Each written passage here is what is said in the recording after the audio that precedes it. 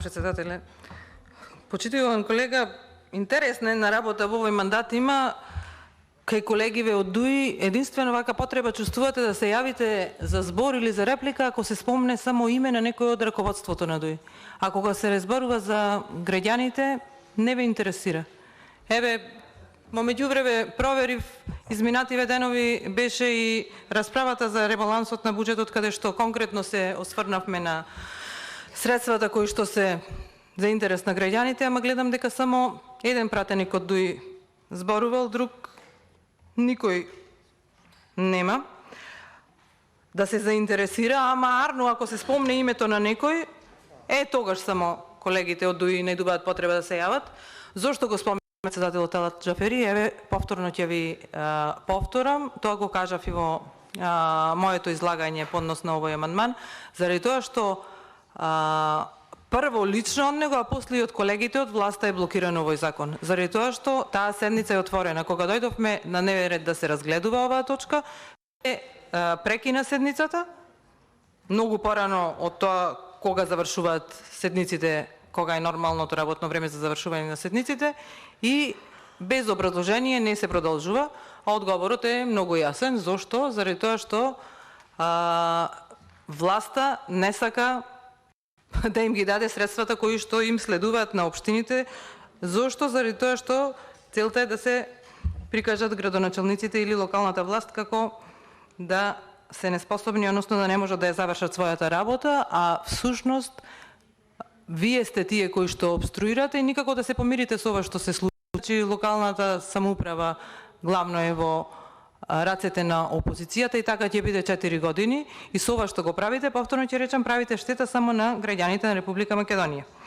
Вие рековте има околу 40 на незавршени седници. Еве, јас ќе бидам малку попрецизна и ќе ви кажам, од 2020 година од отворените седници има 7 незавршени седници, од кои што има 33 продолженија и останати се 23 воопшто неразгледани точки. 2021 година 11 незавршени седници имаме. 79 продолженија сме имале и, почитувани колеги, останати се 55 воопшто неразгледани точки. 2022 година 7 незавршени седници, 26 продолженија, 62 неразгледани точки, или вкупно за 2020, 2021, 2022 година, ова ми е податок до 29.5.2022 година, 25 вкупно еве точки 138 неразгледани. И сега овдека се поставува прашањето, односно проблемот кој што вие да го префрлите на опозицијата. Кај кого е проблемот? Одговорот е многу јасен, кај власта. Власта раководи со парламентот. Меѓутоа, власта прво е незаинтересирана да ги дозаврши и да ги разгледа. Јас еве долго време сум, меѓутоа вакво неработење како во овој мандат немам видено, и со тоа ќе се сложат и колегите и службите кои што се долго време во собранието. Вие ме зборувате, се обраќате на опозицијата, опозицијата работела надвор од закон и деловник. Па, почитуван колега, власта е таа која што го диктира работењето и на парламентот и на институциите под централна власт. Вие го диктирате темпото на работа која што ќе речам дека е нула. И вие мене ми зборувате, или на опозицијата зборувате непочитување на закони. Одговорноста е ваша, одговорноста е на мнозинството.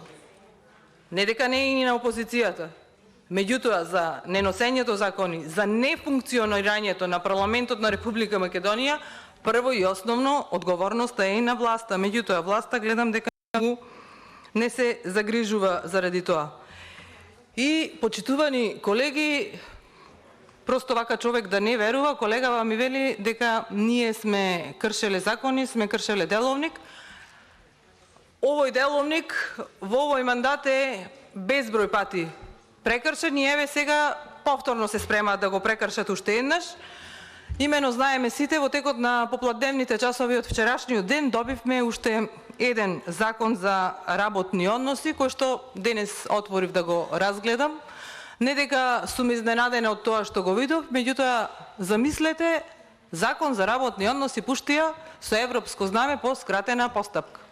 И кој зборува за кршење на закони, за кршење на деловник, за непочитување на закони. Закон за работни односи по скратена постапка со европско знаме.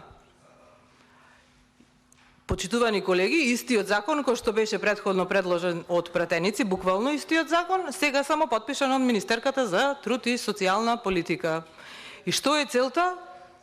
Да имаат и понатаму контрола над судството и обвинителството, односно да им се продолжи работниот век на судиите и обвинителите. Зошто? Заради тоа што овие луѓе со политички притисок, со закани, не знаат никако поинаку да владеат.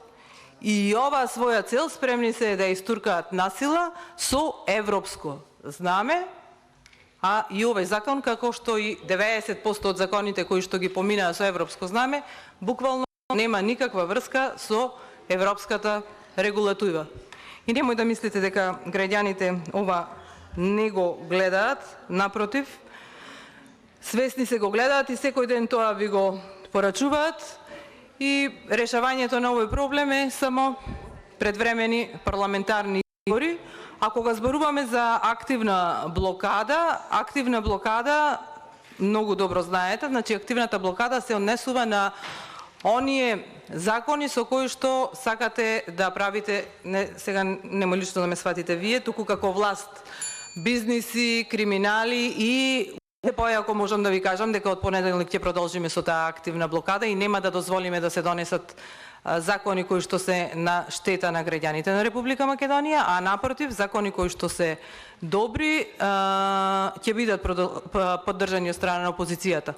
И сега еве вас како пратеник од ве замолувам да излеземе заедно во пресред, да ургирате кај председателот на собранието, да ја продолжи седницата на која што е ставен законот за финансирање на единиците на локалната самоуправа. Ве замолуваме, ве замолете го утре нека закаже продолжение на седницата и сите заедно да го изгласаме, со што во оваа тешка економска ситуација и за државата и за општините, ние ќе бидеме причината за да се помогне на граѓаните колку толку да имаат некакви нормални услови за живење и функционирање. Благодарам. Ви благодарам и на вас. За повторна реплика се пријави пратеникот